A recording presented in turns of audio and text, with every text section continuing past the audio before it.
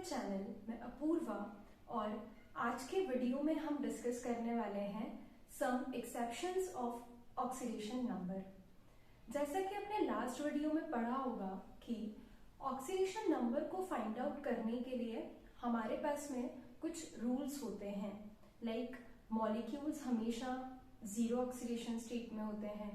कोई भी एलिमेंट अपनी नेचुरल स्टेट में अगर प्रेजेंट है तो उसका ऑक्सीडेशन नंबर आप कितना लेकर के चलते हैं, जीरो। उसी के साथ साथ हाइड्रोजन पे +1 होता है, बट अगर वो किसी मेटल के साथ में अटैच्ड हो तो उस पर चार्ज -1 आ जाता है।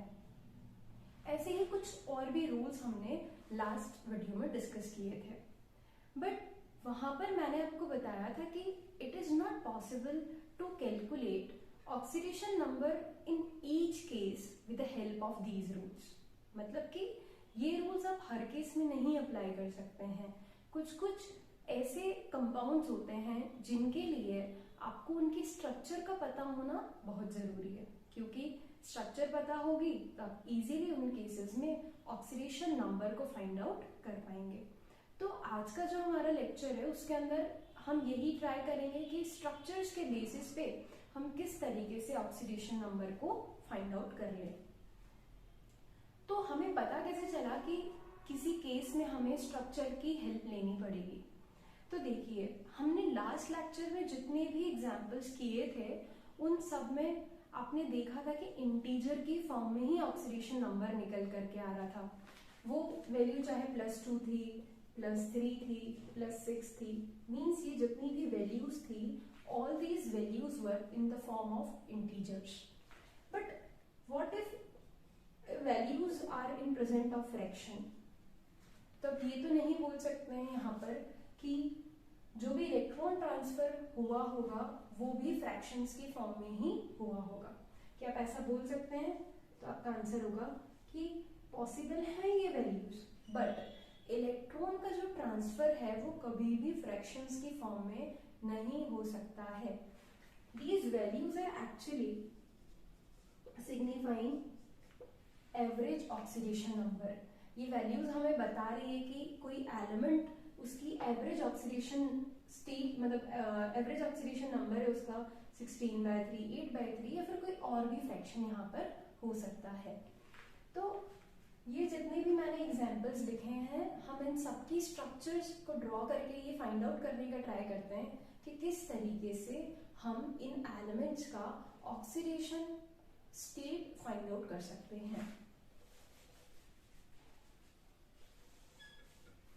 जैसे कि यहाँ पर CrO5 के केस में अगर मुझे क्रोमियम की ऑक्सीडेशन स्टेट फाइंड आउट करनी है, ठीक है, तो अगर मैं नॉर्मल मेथड से निकालूं तो एक ऑक्सीजन पे -2 तो 5 पे कितना हो जाएगा, -10, और तो क्रोमियम पे कितना आना चाहिए, +10।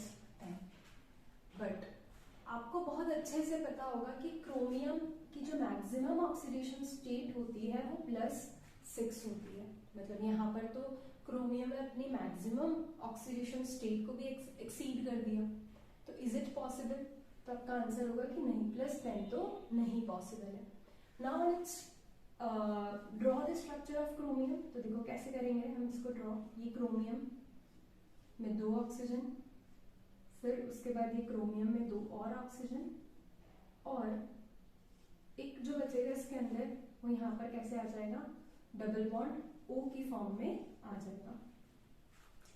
जैसे ही मैंने ये स्ट्रक्चर ड्रॉ करी तो आपको समझ में आ गया होगा कि यहाँ पर अब जो क्रोमियम है उसकी ऑक्सीडेशन स्टेट कुछ डिफरेंट आएगी। कैसे? देखो, यहाँ पर ऑक्सीजन जो है वो अपनी पर ऑक्साइड फॉर्म में प्रेजेंट है, और अगर पर ऑक्साइड में होगा तो इस पे भी -1, इस पे -1, इस पे -1 और इस पे भी -1 चार्ज आ जाएगा। तो 4 ऑक्सीजन पे जो चार्ज है वो -1 है, तो क्रोमियम पे कितना होगा, क्रोमियम पे हो जाएगा हमारा +4।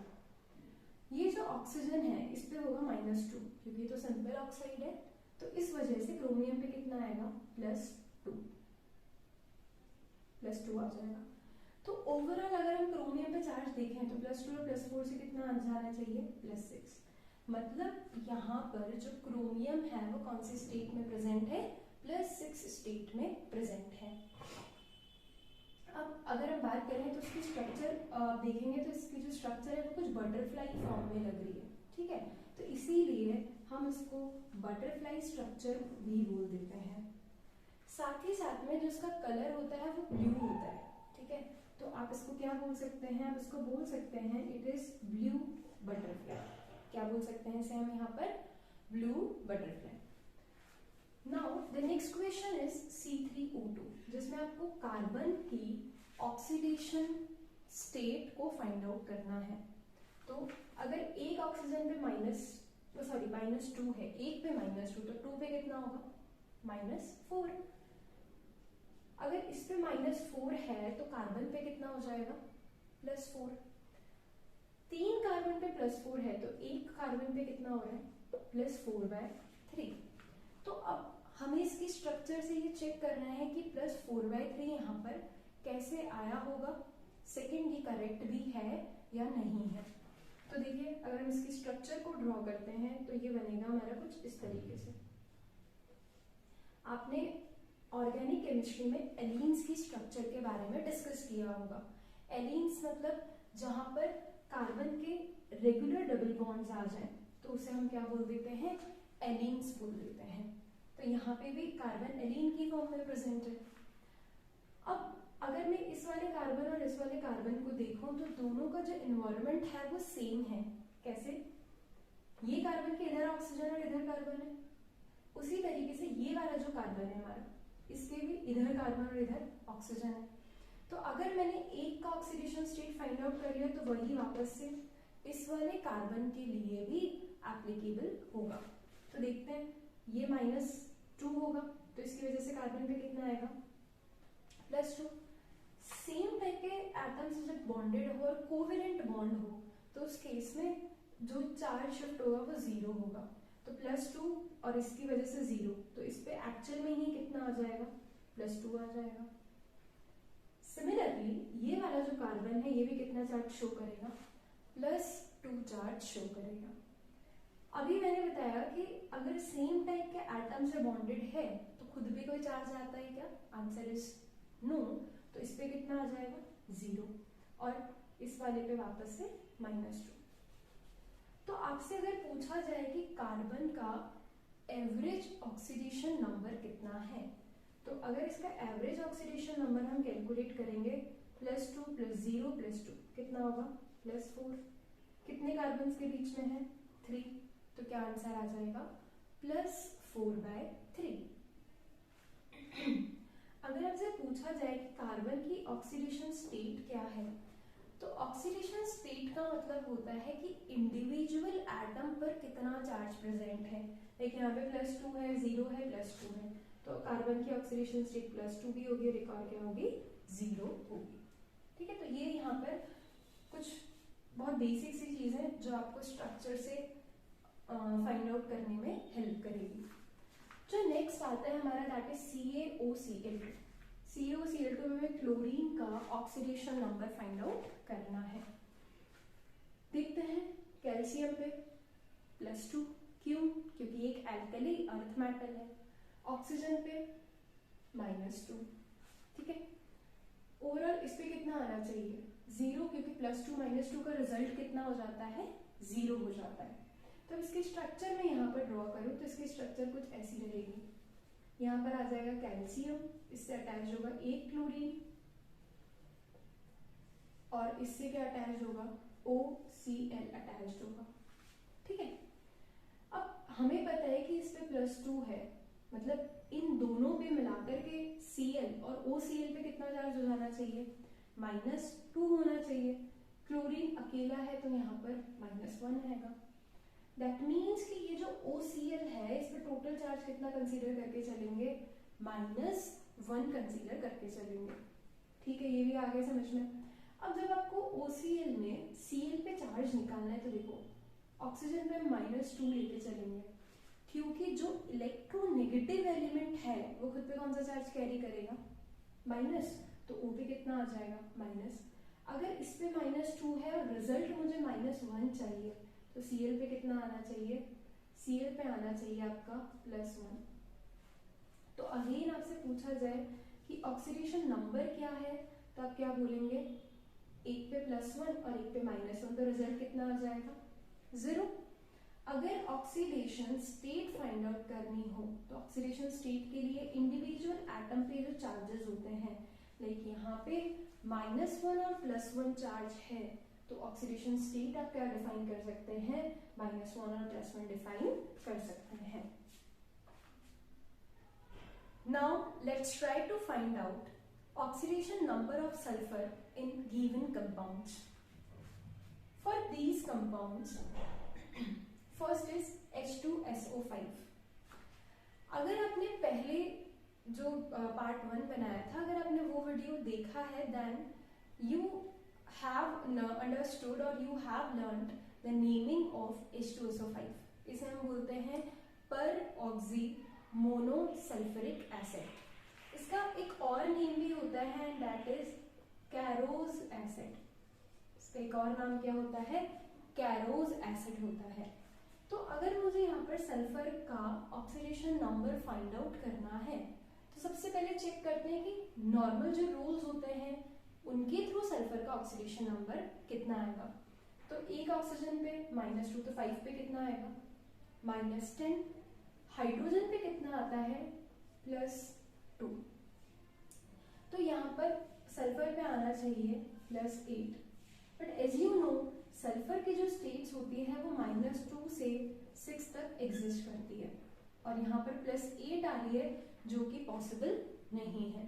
तो ये एक चेक पॉइंट है हमारे लिए कि हम इसकी स्ट्रक्चर की हेल्प से फाइंड आउट करें कि सल्फर पर कितना चार्ज प्रेजेंट होगा।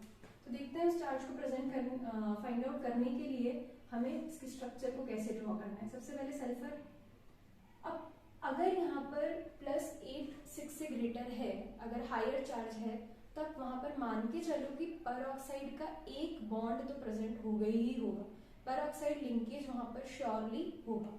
तो जैसे यहाँ पर हमने क्या बना दिया, एक पर ऑक्साइड लिंकेज बना दिया, एक स्ट्रक्चर के अंदर OH प्रेजेंट होगा और बाकी में 2 ऑक्सीजन प्रेजेंट होंगे। अब देखते हैं कि इस स्ट्रक्चर की वजह से सल्फर पर कितना चार्ज आ रहा है। इस ऑक्सीजन से -2, इस ऑक्सीजन से -2, टोटल कितना हो जाएगा, -4। अगर -4 होगा तो सल्फर खुद कितना का चार्ज कैरी करेगा, +4 चार्ज कैरी करेगा। इस ऑक्सीजन पे वापस से होगा -2, और अगर इस पे -2 है तो +1 तो यहाँ चला गया, तो इस सल्फर पे कितना आ जाएगा, +1 आ जाएगा। अब आ जाओ, ये वाला -1 होगा, ये वाला ऑक्सीजन, तो इस पे कितना आ जाएगा, +1। तो अगर हम इन तीनों नंबर्स को ऐड करें तो सल्फर का चार्ज कितना निकल रहा है यहाँ से, +6। मतलब यहाँ पर सल्फर की जो ऑक्सीडेशन स्टेट है वो किसके इक्वल है, +6 के इक्वल है। सेकेंड केस देखते हैं। यहाँ पर अगेन आपको सल्फर का ऑक्सीडेशन नंबर फाइंड आउट करना है।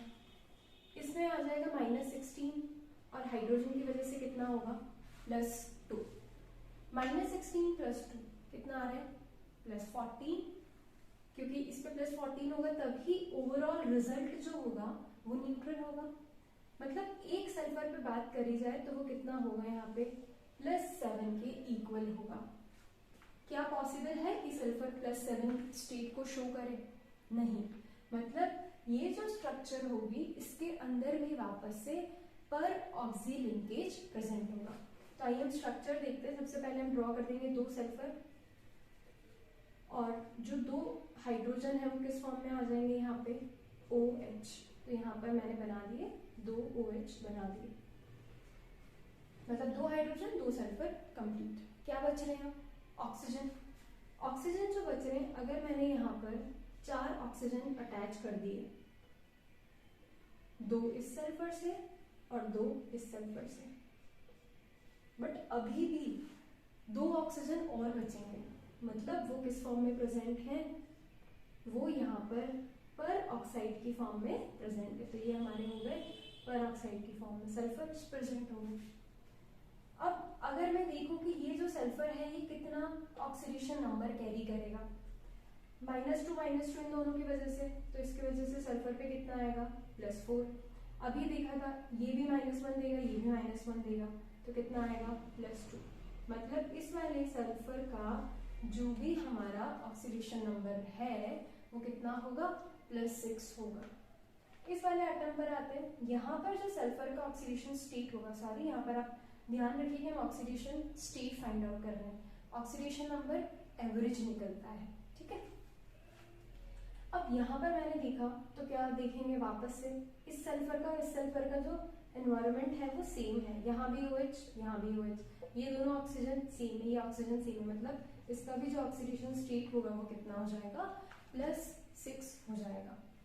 अगर ऑक्सीडेशन नंबर फाइंड आउट करना होता तो वो आप कितना कंसीडर करके चलते, +12, क्योंकि यहाँ पर ऑक्सीडेशन स्टेट होगी +6 और ऑक्सीडेशन नंबर कितना हो जाएगा, 12 हो जाएगा।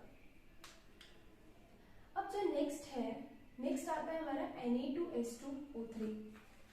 Na2H2O3 के केस में यहाँ पर हम ये चीज ध्यान रखेंगे कि सल्फर का सबसे पहले ऑक्सीडेशन नंबर फाइंड आउट करने का ट्राई करते हैं।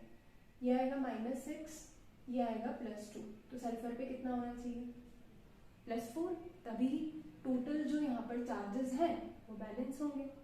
अब जो ये 4 है, ये 4 कितने एटम्स में डिवाइड हो रहा है, 2, मतलब एक सल्फर पे जो चार्ज है वो कितना आना चाहिए, +2 आना चाहिए।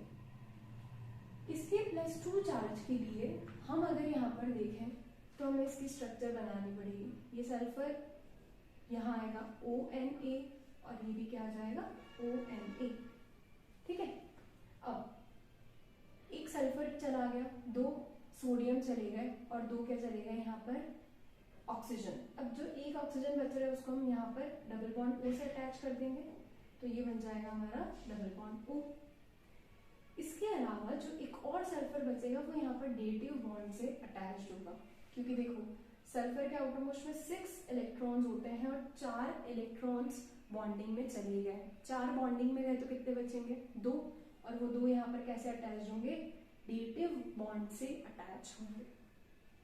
अब देखते हैं कितना चार्ज आएगा, इस पे -2 होगा ऑक्सीजन पे, इस पे -2 होगा, 1 +1 यहाँ, 1 +1 यहाँ, तो सल्फर पे इधर से भी +1 आएगा, इधर से भी कितना आ जाएगा, +1। ऑक्सीजन पे -2 होगा तो सल्फर पे यहाँ से कितना चला जाएगा, +2।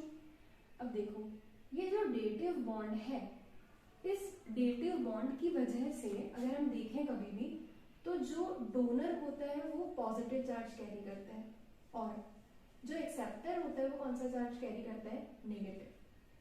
तो यहाँ पर ये वाला सल्फर डोनर है, मतलब ये खुद पे कौन सा चार्ज कैरी करेगा, पॉजिटिव, और उसी पॉजिटिव चार्ज की वजह से यहाँ पे कितना चार्ज आ जाएगा, +2, क्योंकि इस वाले सल्फर पे जो चार्ज होगा वो कितना होगा, -2 चार्ज होगा। तो अब आप इन सारे नंबर्स को ऐड करो, +2 +1 +3 +4 +2 कितना आ जाएगा, +6। मतलब कि यहाँ पर जो सल्फर है वो किस ऑक्सीडेशन, ये वाला जो सल्फर है इसका ऑक्सीडेशन स्टेट कितना है, then your answer will be +6। एक बार इन दोनों एसिड्स के नेम देख लेते हैं। ये वाला जो एसिड होता है इसे हम मार्शल्स एसिड भी बोलते हैं। कौन सा एसिड बोलते हैं इसको, मार्शल्स एसिड। और Na2H2O3 का अगर हम नेम देखें तो Na2H2O3 का जो नेम होता है वो होता है यहाँ पर sodium thiosulphate, sodium thiosulphate. So I hope ये नेम्स भी आपको क्लियर होंगे और साथ ही साथ में ऑक्सीडेशन स्टेट फाइंड आउट करने का जो कंसेप्ट है वो भी क्लियर होगा।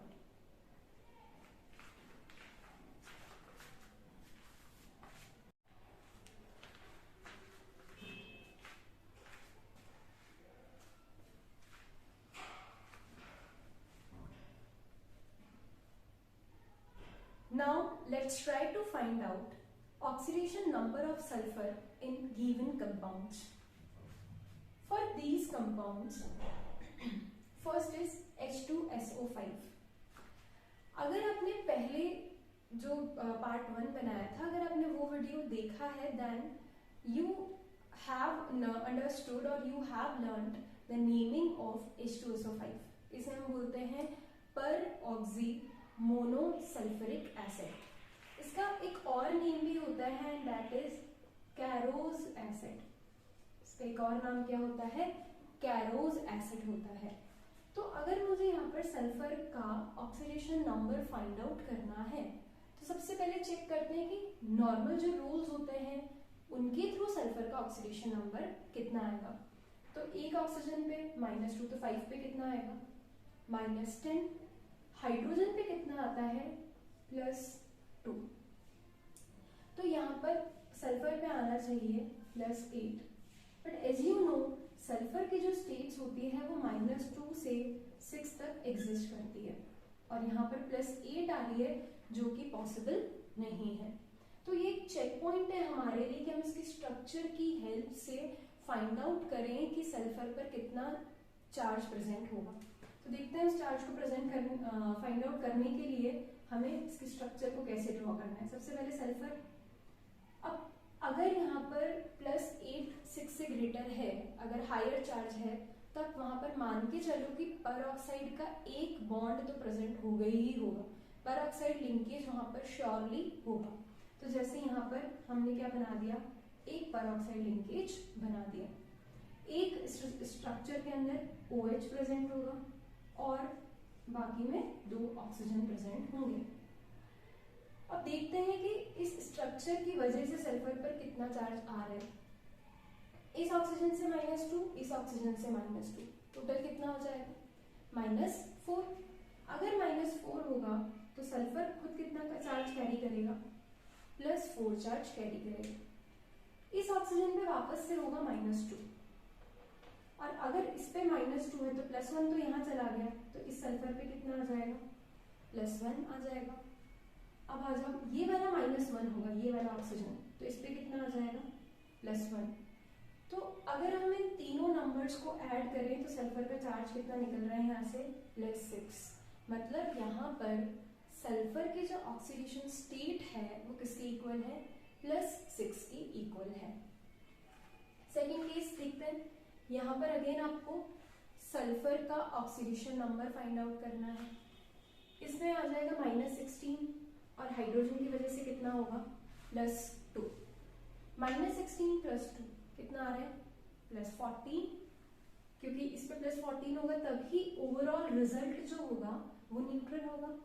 मतलब एक सल्फर पे बात करी जाए तो वो कितना होगा यहाँ पे? +7 के इक्वल होगा। क्या पॉसिबल है कि सल्फर +7 स्टेट को शो करे? नहीं। मतलब ये जो स्ट्रक्चर होगी इसके अंदर भी वापस से पर ऑक्सी लिंकेज प्रेजेंट होगा। तो आइए हम स्ट्रक्चर देखते हैं। सबसे पहले हम ड्रॉ कर देंगे 2 सल्फर और जो 2 हाइड्रोजन है वो किस फॉर्म में आ जाएंगे यहाँ पे?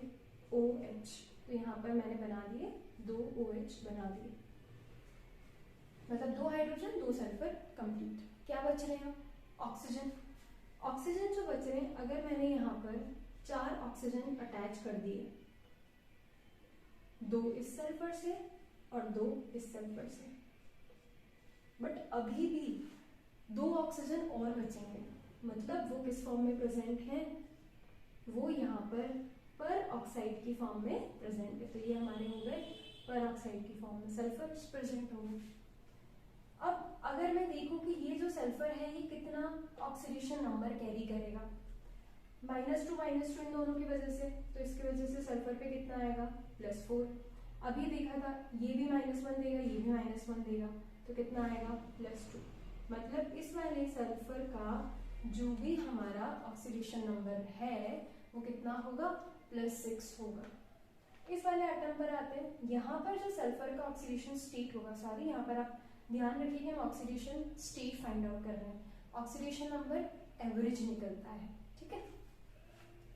अब यहाँ पर मैंने देखा तो क्या देखेंगे वापस से इस सल्फर का जो एनवायरनमेंट है वो सेम है, यहाँ भी OH यहाँ भी OH, ये दोनों ऑक्सीजन सेम है, ये ऑक्सीजन सेम है, मतलब इसका भी जो ऑक्सीडेशन स्टेट होगा वो कितना हो जाएगा? +6 हो जाएगा। अगर ऑक्सीडेशन नंबर फाइंड आउट करना होता तो वो आप कितना कंसीडर करके चलते? +12, क्योंकि यहाँ पर ऑक्सीडेशन स्टेट होगी +6 और ऑक्सीडेशन नंबर कितना हो जाएगा? 12 हो जाएगा। जो नेक्स्ट आता है हमारा Na2S2O3। Na2S2O3 के केस में यहाँ पर हम ये चीज ध्यान रखेंगे कि सल्फर का सबसे पहले ऑक्सीडेशन नंबर फाइंड आउट करने का ट्राई करते हैं। ये आएगा -6, ये आएगा +2, तो सल्फर पे कितना होना चाहिए +4, तभी टोटल जो यहाँ पर चार्जेस हैं वो बैलेंस होंगे। अब जो ये 4 है, ये 4 कितने एटम्स में डिवाइड हो रहा है 2, मतलब एक सल्फर पे जो चार्ज है वो कितना आना चाहिए +2 आना चाहिए। इसके +2 चार्ज के लिए हम अगर यहाँ पर देखें तो हमें इसकी स्ट्रक्चर बनानी पड़ेगी। ये सल्फर यहाँ आएगा ONA और ये भी क्या आ जाएगा ONA, ठीक है। अब एक सल्फर चला गया, 2 सोडियम चले गए और 2 क्या चले गए यहाँ पर ऑक्सीजन। अब जो एक ऑक्सीजन बच रहा है उसको हम यहाँ पर डबल बॉन्ड O से अटैच कर देंगे, तो ये बन जाएगा हमारा डबल बॉन्ड O। इसके अलावा जो एक और सल्फर बचेगा वो यहाँ पर डेटिव बॉन्ड से अटैच्ड होगा, क्योंकि देखो सल्फर के आउटरमोस्ट में 6 इलेक्ट्रॉन्स होते हैं और 4 इलेक्ट्रॉन्स बॉन्डिंग में चले गए। 4 बॉन्डिंग में गए तो कितने बचेंगे 2, और वो 2 यहाँ पर कैसे अटैच होंगे डेटिव बॉन्ड से अटैच होंगे। अब देखते हैं कितना चार्ज आएगा। इसमें -2 होगा ऑक्सीजन पे, इस पे -2 होगा, 1 + 1 यहाँ 1 + 1 यहाँ, तो सल्फर पे इधर से भी +1 आएगा, इधर से भी कितना आ जाएगा +1। ऑक्सीजन पे -2 होगा तो सल्फर पे यहाँ से कितना चला जाएगा +2। अब देखो ये जो डेटिव बॉन्ड है, इस डेटिव बॉन्ड की वजह से अगर हम देखें कभी भी तो जो डोनर होता है वो पॉजिटिव चार्ज कैरी करता है और जो एक्सेप्टर होता है वो कौन सा चार्ज कैरी करता है नेगेटिव। तो यहाँ पर ये वाला सल्फर डोनर है, मतलब ये खुद पे कौन सा चार्ज कैरी करेगा पॉजिटिव, और उसी पॉजिटिव चार्ज की वजह से यहाँ पे कितना चार्ज आ जाएगा +2, क्योंकि इस वाले सल्फर पे जो चार्ज होगा वो कितना होगा -2 चार्ज होगा। तो अब आप इन सारे नंबर्स को ऐड करो, +2 +1 +3 +4 +2 कितना आ जाएगा +6। मतलब कि यहाँ पर जो सल्फर है वो किस ऑक्सीडेशन, ये वाला जो सल्फर है इसका ऑक्सीडेशन स्टेट कितना है, then your answer will be +6। एक बार इन दोनों एसिड्स के नेम देख लेते हैं। ये वाला जो एसिड होता है इसे हम मार्शल्स एसिड भी बोलते हैं। कौन सा एसिड बोलते हैं इसको मार्शल्स एसिड। और Na2S2O3 का अगर हम नेम देखें तो Na2S2O3 का जो नेम होता है वो होता है यहाँ पर sodium thiosulphate, sodium thiosulphate. So I hope ये नेम्स भी आपको क्लियर होंगे और साथ ही साथ में ऑक्सीडेशन स्टेट फाइंड आउट करने का जो कंसेप्ट है वो भी क्लियर होगा। Next compound is Na2S4O6. In this case, you need to find out oxidation state of sulfur. तो अगर हम देखें तो ऑक्सीजन पे चार्ज होता है -2, तो 6 ऑक्सीजन पे कितना होगा -12। सोडियम पे होता है +1, तो 2 सोडियम पे हो जाएगा +2। तो यहाँ देखा जाए तो 4 सल्फर्स पे जो टोटल चार्ज है दैट इज +10। तो एक सल्फर पे कितना होगा, एक सल्फर पे हो जाएगा +10/4। अब हमें स्ट्रक्चर की हेल्प से चीज फाइंड आउट करनी है कि यहाँ पर ये जो चार्ज है वो कैसे आया होगा। सबसे पहले 2 सल्फर्स और इन दोनों सल्फर्स पे हमने ONA को अटैच कर दिया। तो यहाँ पर 2 सल्फर्स और दोनों सल्फर्स पे हमने ONA अटैच किए।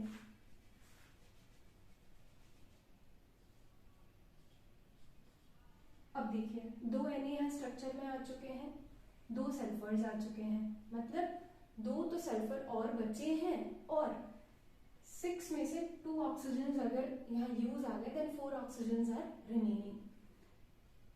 ये जो 4 ऑक्सीजन हैं वो यहाँ पर कुछ इस तरीके से प्रेजेंट होते हैं। तो ये 4 ऑक्सीजन हो गए। अब अगर देखा जाए तो 6 ऑक्सीजन आर यूज्ड और बाकी जो 2 सल्फर बचे होंगे वो यहाँ पर इस तरीके से बॉन्ड का फॉर्मेशन करेंगे। अब अगर मैं इस सल्फर पे फाइंड आउट करूं चार्ज, तो इसकी वजह से और इसकी वजह से -2, ये वाला ऑक्सीजन -2 चार्ज कैरी करेगा, ये वाला भी -2 चार्ज कैरी करेगा, तो सल्फर पे कितना आएगा +4। ये वाला जो ऑक्सीजन है इसकी वजह से सल्फर पे कितना आएगा +1। अगेन सेम टाइप का एटम है तो कोई चार्ज जनरेट होगा क्या, नहीं। तो इस वाले सल्फर पे अगर कैलकुलेट किया जाए तो जो चार्ज आएगा वो किसके इक्वल आएगा, +5 के इक्वल आएगा। इस वाले सल्फर पे देखें तो चार्ज होगा 0 क्योंकि दोनों साइड सेम टाइप एटम्स है। इस वाले सल्फर पे देखें तो भी चार्ज कितना हो जाएगा 0। क्यों, क्योंकि दोनों साइड ही सल्फर एटम्स हैं और आइडेंटिकल एटम्स होने की वजह से यहाँ पर जो चार्ज होता है वो क्या हो जाता है, चार्ज 0 हो जाता है।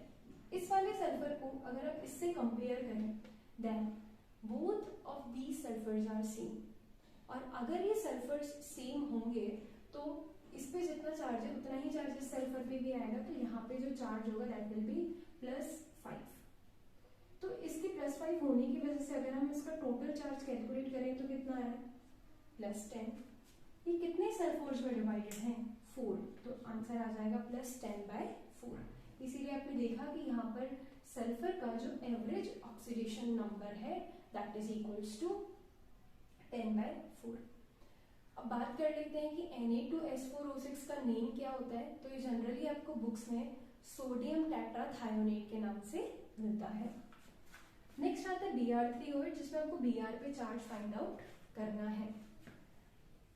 एक ऑक्सीजन पे -2 तो 8 पे कितना होगा -16, मतलब इस पे चार्ज कितना होगा +16, और अगर +16 है तो एक ब्रोमीन पे जो रहेगा दैट विल बी 16/3। तो यहाँ पर इसका चार्ज कितना निकल गया 16/3 निकल गया।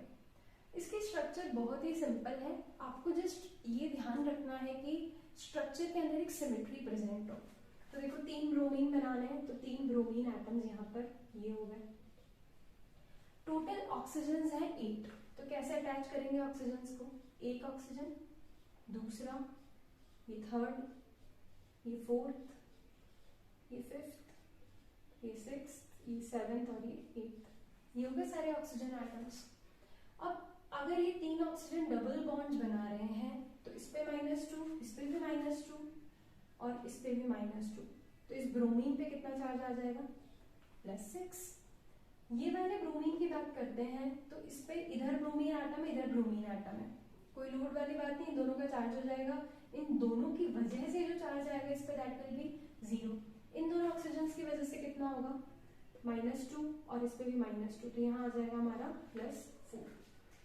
This and this both bromine atoms are same, और अगर सेम होंगे तो इस पे चार्ज कितना रहेगा हमारा +6 रहेगा। तो अगर मैं इन तीनों चार्जेस को ऐड करूं तो 6 + 4 10, 10 + 6 कितना आएगा 16, डिवाइडेड बाय कितने ब्रोमीन एटम्स हैं 3, तो 16/3 मतलब ये जो ब्रोमीन एटम्स हैं इनका एवरेज ऑक्सीडेशन नंबर कितना होगा 16/3 हो जाएगा। And today's last example is Fe3O4। आपको पता होगा कि Fe3O4 जो होता है वो एक आयरन का मिक्स्ड ऑक्साइड होता है। मिक्स्ड ऑक्साइड का मतलब कि यहाँ पर आयरन के 2 अलग अलग ऑक्साइड्स का कॉम्बिनेशन होता है Fe3O4। किस किस का कॉम्बिनेशन होगा, तो FeO + Fe2O3, यहाँ पर आयरन +2 फॉर्म में होगा और यहाँ पर आयरन किस फॉर्म में होगा +3 फॉर्म में होगा।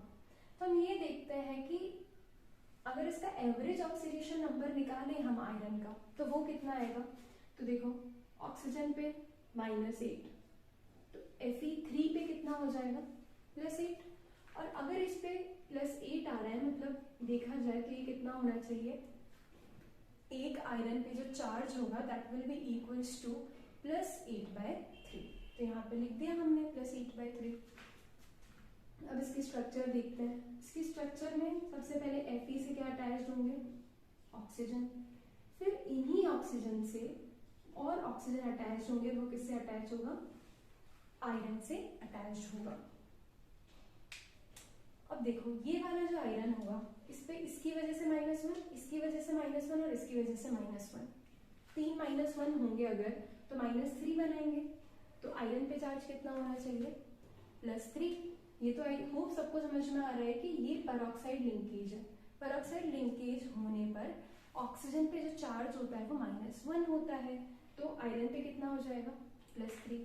सिमिलरली इस वाले पे भी कितना आएगा +3, और ये वाला जो आयरन है इस पे 1 और 2 -1 और -1 इसकी जो वजह से कितना आ जाएगा +2।